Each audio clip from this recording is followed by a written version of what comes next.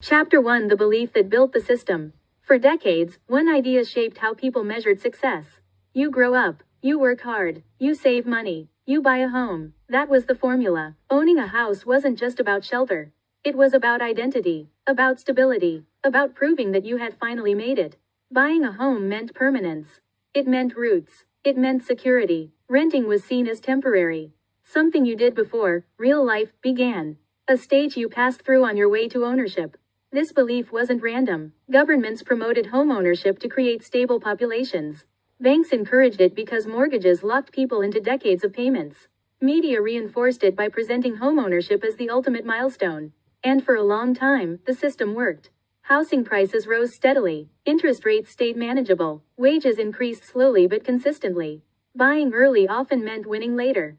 But the world that produced that advice no longer exists.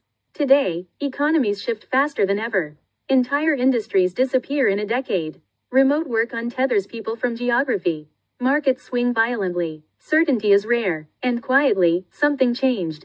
While most people continued chasing ownership, the wealthy began stepping back.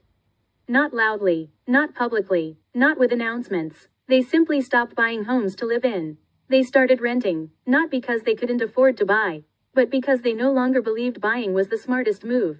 That decision wasn't emotional, it was strategic, and to understand it, you have to understand how the rich actually think.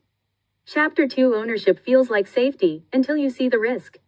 For most people, ownership feels safe.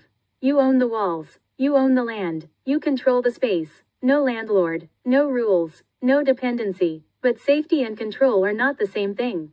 The wealthy understand this distinction. Ownership doesn't remove risk, it concentrates it. When you own a home, every variable belongs to you. Property taxes can rise without warning. Maintenance never stops. Insurance costs increase. Local regulations change. And when markets fall, there's no buffer. The loss is yours. Ownership also creates inertia. Selling takes time. Moving requires effort. Capital becomes stuck. For someone whose life depends on agility, this is dangerous.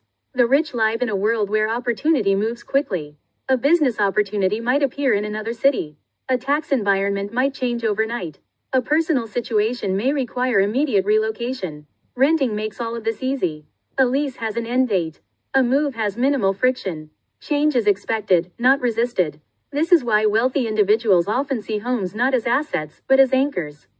Anchors feel stable, but they prevent movement. In a fast-moving world, being stuck is the real risk. Chapter 3: The money isn't in the house. The biggest difference between the rich and everyone else is how they see money. Most people see money as something to store. The rich see money as something to deploy. Every dollar has potential. If it's not growing, it's underperforming. When a wealthy person looks at a multi-million-dollar home, they don't see comfort first. They see capital. They see what that money could be doing elsewhere. A luxury home doesn't generate income. It doesn't scale. It doesn't compound aggressively. It just sits there. Yes, it may appreciate. But appreciation is slow and uncertain. The wealthy compare that to alternative uses of capital. Businesses, markets, private investments, assets that generate cash flow. In many cases, these options produce higher returns with more flexibility.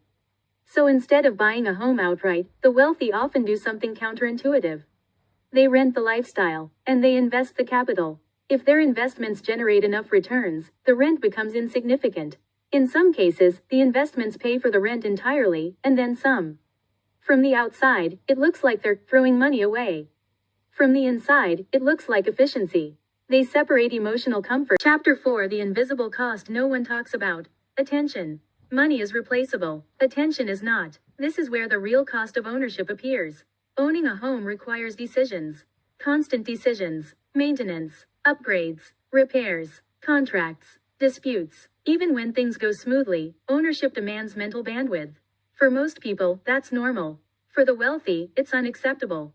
Their income often depends on focus. Their success depends on clarity. Every unnecessary decision is a leak.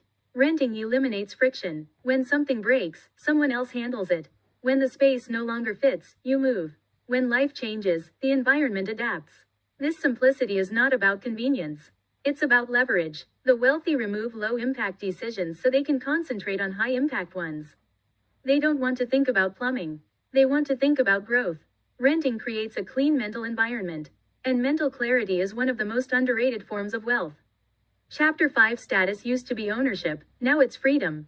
There was a time when owning a house was a signal. It showed permanence. It showed responsibility. It showed success. But status evolves. Today, status isn't about what you own. It's about what you can do. Can you move tomorrow? Can you change cities without stress? Can you live anywhere without consequences? For the wealthy, these abilities matter more than square footage. A fixed home can become a liability. A lease is flexible by design. This is why luxury renting has exploded. High-end rentals now offer everything ownership once promised. Privacy, comfort, design, amenities, but without permanence. Wealthy renters don't want roots that slow them down. They want optionality. They want to choose where they live based on opportunity, not obligation. To them, freedom is the new status symbol, and renting supports that identity perfectly. Chapter 6 What this shift really means. So why do the rich start to rent and not buy anymore? Because they stopped following tradition. They stopped chasing symbols. They stopped assuming that ownership automatically equals intelligence. They realized something simple. A home is not always an asset. It can be a liability, a distraction, a capital sink. The rich don't avoid ownership. They avoid bad ownership. They buy when the numbers make sense. They rent when flexibility wins. And in a world defined by uncertainty, flexibility is priceless. This shift isn't about fear. It's about clarity. The wealthy aren't giving up on real estate. They're just refusing to romanticize it. They choose control over comfort, liquidity over pride, options over permanence. And once you understand that, everything changes. Wealth stops being about what you own and starts being about how free you are.